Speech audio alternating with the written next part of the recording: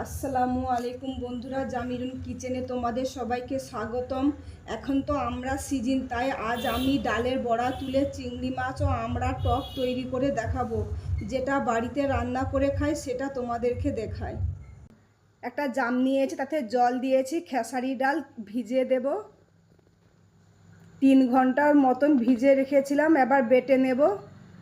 এই রকমই বাটবো, বেশি পাতলা হলে ভালো লাগবে না।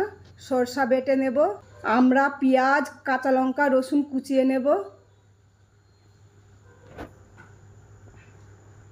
একটা জামের মধ্যে পেঁয়াজ কুচি, কাঁচা লঙ্কা কুচি, হলুদ গুঁড়ো, লবণ দিয়ে ভালো করে মাখিয়ে নেব। মাখানো হয়ে গেছে, বেটে রাখা ডাল দিয়ে আরও কিছুক্ষণ মাখিয়ে নেব।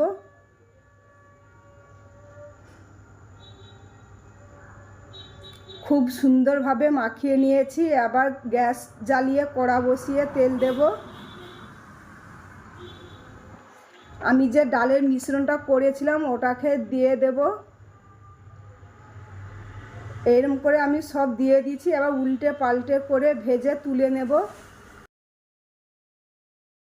খুব সুন্দরভাবে ভাজা হয়ে গেছে, এবার তুলে নেব।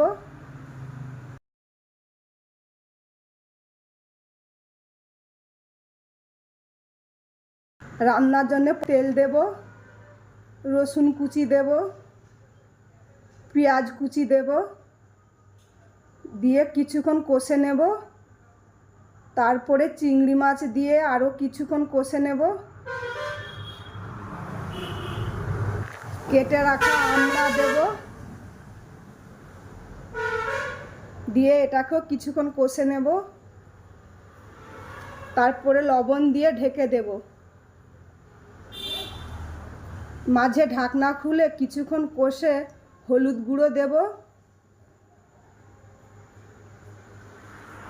হলুদ গুঁড়ো দিয়ে কিছুক্ষণ কষে নেব। তারপরে অল্প করে লঙ্কা গুঁড়ো দেব। লঙ্কা গুঁড়ো দিয়ে কিছুক্ষণ কষে নেব। তারপরে সরষা বাটা দিয়ে আরও কিছুক্ষণ কষে অল্প করে জল দেব। জল দিয়ে কিছুক্ষণ কষে নেব। তারপর আমড়াগুলোকে ঘেটে নেব। ঘেটে নিয়ে জল দেব।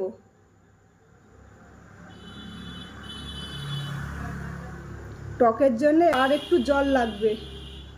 জল ফুটে গেলে আমি ডালের বড়াগুলো দিয়ে দেব, দিয়ে ঢেকে দেব।